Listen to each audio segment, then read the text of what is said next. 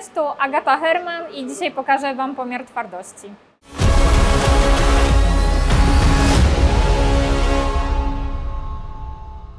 Teraz będziemy wykonywać pomiar twardości na naszej głowni. Polega to na tym, że stożek diamentowy wbija się w materiał na odpowiednią głębokość i wykonuje się pomiar.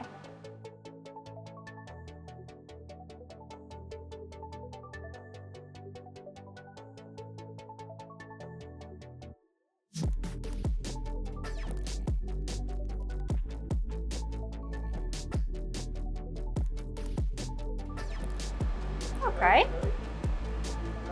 Pokazuje nam, że 63 Hz, że głownia została zahartowana na 63 Hz. No i teraz na przykład możemy sobie powtórzyć pomiar, żeby mieć pewność.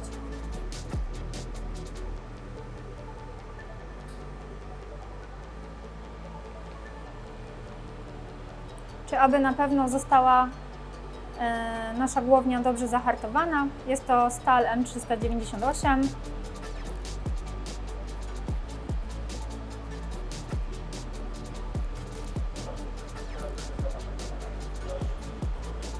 I pokazuje 63 Hz.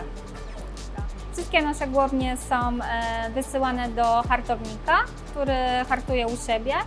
On sprawdza twardość, ale że my chcemy mieć jakby 100% pewność tego, że te głownie są dobrze zahartowane, to robimy taki pomiar u siebie. Po pomiarze twardości będziemy teraz robić numer seryjny. Na każdych naszych głowniach taki numer się znajduje w tym miejscu. Zaraz zaprezentujemy, no i zapisujemy w zeszycie tak, żeby wiedzieć, który numer jest przypisany do jakiej głowni i po prostu na ile jest dana głownia zahartowana.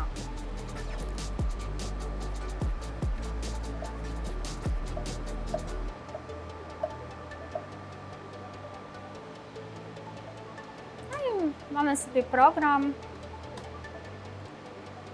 w którym takie oznaczenie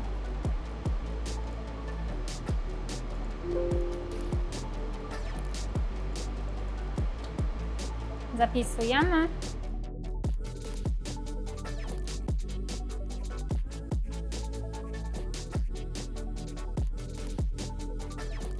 Na naszym numerze oznaczamy przede wszystkim rodzaj głowni, modelu naszego noża. Następnie mamy rodzaj stali, oznaczenie hartownika. No i później jest po prostu data i numer seryjny danej głowni. Ten numer, który jest nadany właśnie na głowni i na certyfikacie, jest oczywiście też numerem dla klienta, jak i dla nas, ponieważ każdy numer jest wpisywany do systemu, gdzie po prostu wiemy, że został sprzedany taki nóż z takiej stali, z takiego materiału i co zostało przy nim wykonane oraz kiedy został sprzedany. Chcieliśmy, żeby nasze certyfikaty były wyjątkowe, dlatego zostały wykonane ze stali.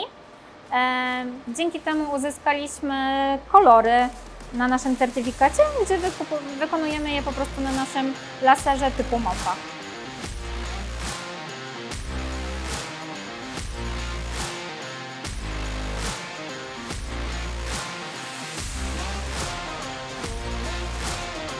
Hey knife enthusiasts! If you enjoy sharp content, don't forget to subscribe to Herman Knives. Hit that like button and ring the bell to stay updated with our latest videos. Thanks for being part of our cutting edge community.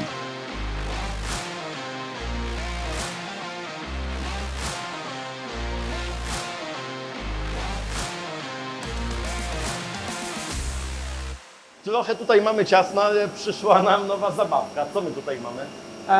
Jest to laser Tower Mark od Lassitu z 50W źródłem MOPA. Wcześniej pracowaliśmy na 10W fiberze od Smart Laseru. A czym on się różni od tego? Znacząco źródłem. Na tym źródle, dzięki temu, że jest to źródło MOPA, możemy nadawać detalom kolor i jest dużo mocniejszy, dużo wydajniejszy, dlatego znakowanie może być krótsze.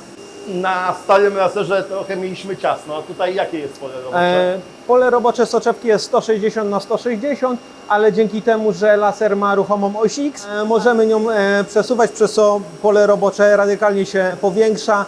Możemy osiągnąć w maksymalnym przypadku do 60 cm pola roboczego. System wizyjny ułatwia pracę, dzięki temu możemy szybciej zdefiniować, w którym miejscu laser ma działać i precyzyjnie dopasować go do elementu, w którym znakowanie ma być robione. No dobra, a na razie jakie elementy, co na nim już robiliśmy? Teraz robiliśmy korpusy długopisów, bo mamy oś obrotową. To ułatwia znacząco pracę, a oprócz tego cały czas działamy z certyfikatami do noży i próbujemy robić grawerowanie na pivotach, żeby było dosyć głębokie i otrzymać efekt 3D.